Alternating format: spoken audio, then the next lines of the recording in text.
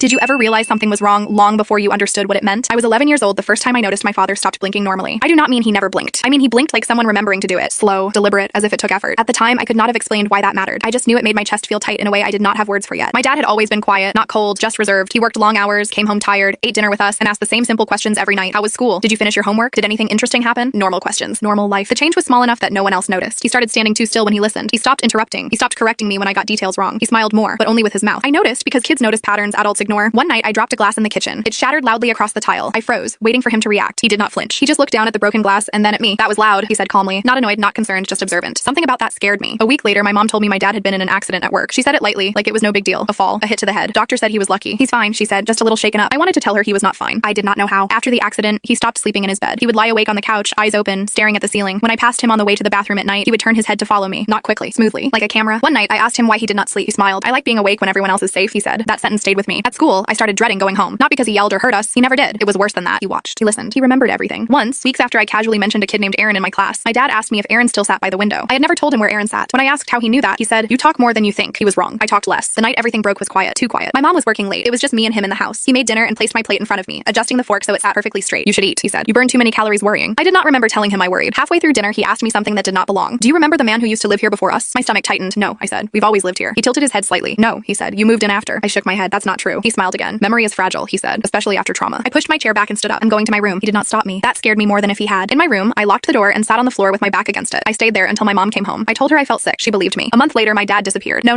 explanation. Just gone. The police said adults leave sometimes. My mom cried and apologized like it was her fault. Life moved on the way it always does when kids are involved. Years passed. I grew up. I forgot the details, the way his eyes tracked movement, the way his smile never reached his face. I told myself it was trauma filling in gaps that did not exist. Until I was 26 and working a late shift at a grocery store. A man came through my line just before closing. He stood too still. He blinked slowly. He smiled with his mouth. My hands started shaking before I understood why. He placed his items on the counter with careful precision. Hand soup, bread, batteries. He looked at my name tag. "You grew up?" he said. I felt cold all over. "I'm sorry," I said. "Do I know you?" He leaned closer, lowering his voice. "You used to lock your bedroom door," he said. That was smart. I could not breathe. I hit the silent alarm under the counter. Training kicked in, even though my mind was screaming. He straightened up, still smiling. "You noticed early," he said. "That's why I left." "Left?" I whispered. He nodded. "You were starting to see the difference." "What difference?" I asked. He blinked. "Once?" Slowly. "The man who raised you didn't survive the accident," he said. "I just finished the job of filling the space." The security guard rounded the corner. The man stepped back, lifted his hands politely, and said, "Wrong person. Sorry." Then he walked out. The police never found him. They told me stress can cause false memories, that people misrecognize faces all the time. I nodded and agreed, but I started checking my locks every night because sometimes when I close my eyes, I remember how my father used to blink, and I know exactly when he stopped being my dad.